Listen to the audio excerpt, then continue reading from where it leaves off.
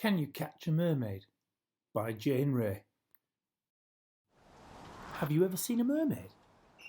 Have you ever seen a shimmering tail and some strands of greeny gold hair turning in the water? Maybe not, but did you know that sometimes, just sometimes, a mermaid can turn her fishy tail to legs and come ashore? As long as she keeps hold of something from her ocean home, she can return to the water. But if she should lose that something, she is trapped on land forever. This is the story of Eliza, who really did see a mermaid. Eliza lived with her father Tom, who was a fisherman. Just him and her, comfortable and close, taking care of each other. "You are my little dolphin," he would say, holding Eliza tight in his arms like the harbour walls protecting the little boats.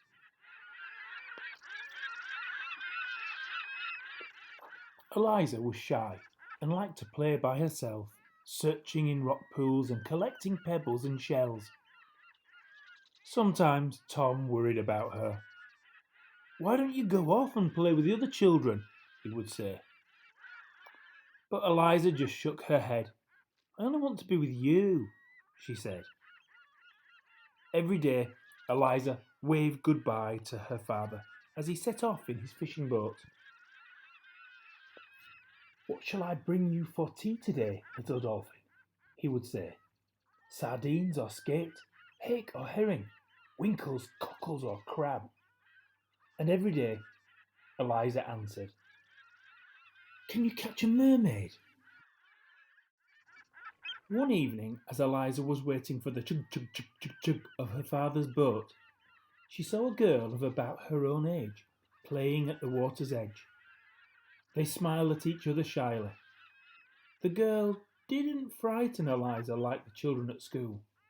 Instead, Eliza felt curious and wanted to talk to her.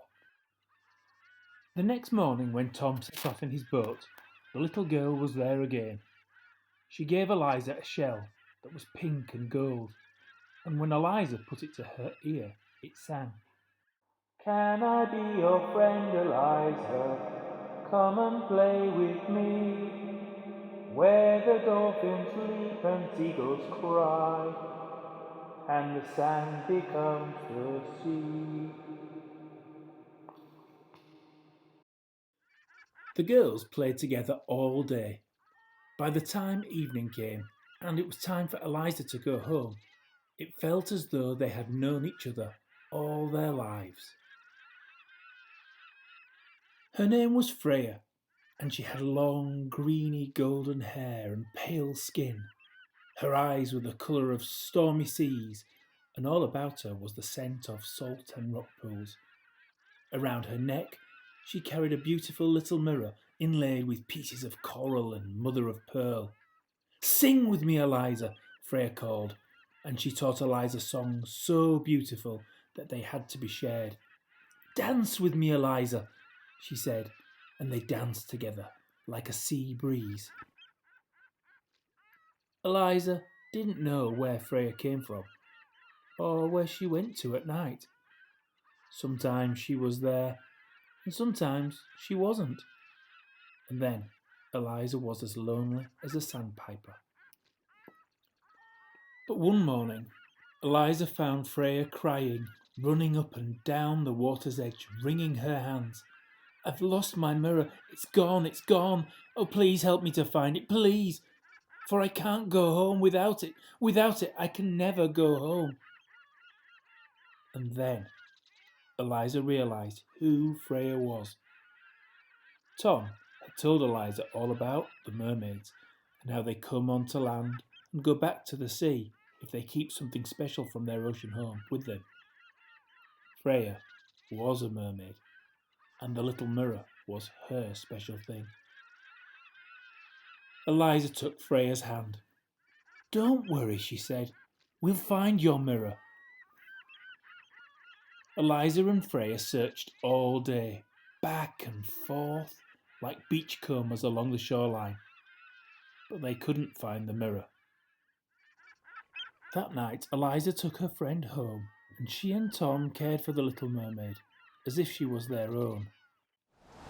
Deep in the ocean, Freya's mother was looking for her daughter, and when the waves whispered the terrible news that the mirror was lost and with it her child, her grief was great and unspeakable. Her little Freya. That night, terrible storms battered the coast where Freya was stranded. Meanwhile, Freya stayed with Eliza and Tom and shared their food and their stories and Eliza's little bed. But Freya was unhappy.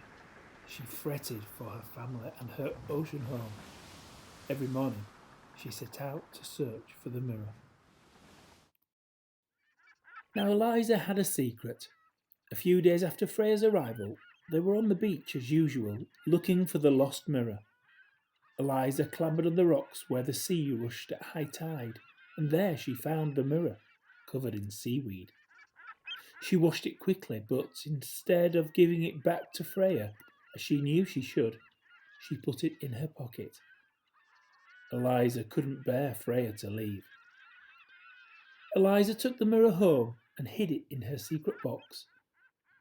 And when she was quite alone, she took it out and looked at herself in the watery glass. I'll give it to Freya tomorrow, she thought. But the days passed, and Eliza kept the mirror secret. The days passed, and Freya grew thinner and even paler. She no longer laughed or danced on the sand, but spent her days searching for the lost mirror. The other families began to mutter about Freya. Their catches had dwindled to almost nothing since she had arrived, and now the weather was so dark and stormy, it was dangerous to put out to sea at all. One wild night, Eliza couldn't sleep. The waves crashed against the harbour wall. Eliza picked up the pink and gold shell that Freya had given her when they first met and put it to her ear. At first, Eliza heard only the storm outside. Then, very faintly, she heard a voice singing, "Let me go, let me go home."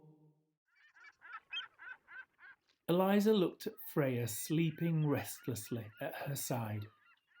She knew what she must do. She crept to her hiding place, took out the mirror, and gently tucked it into Freya's hand. Then she climbed back into bed and fell into a deep sleep.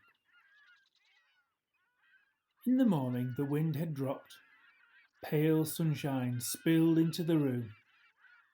Freya was gone. Tom set sail on a calm sea. Before he left, he held Eliza extra tight. "What shall I bring you today, my brave little dolphin?" Eliza smiled a sad little smile. But that day, Tom came back with nets full of fish, and from then on, the village fishing nets were always full, and Tom's was the fullest of all. And that day, Eliza made new friends. Now, she loves playing with the other children. They collect shells, and Eliza shows them how to build mermaids out of sand. When she puts the beautiful pink and gold shell to her ear, she still hears Freya's sweet voice singing to her, and the songs she sings are of her ocean home and the silver fishes that play there. And sometimes, in still rock pools, or in the deep green ocean, when Eliza is out in Tom's boat, she thinks she sees Freya smiling up at her through the water. Or maybe it's just her own reflection.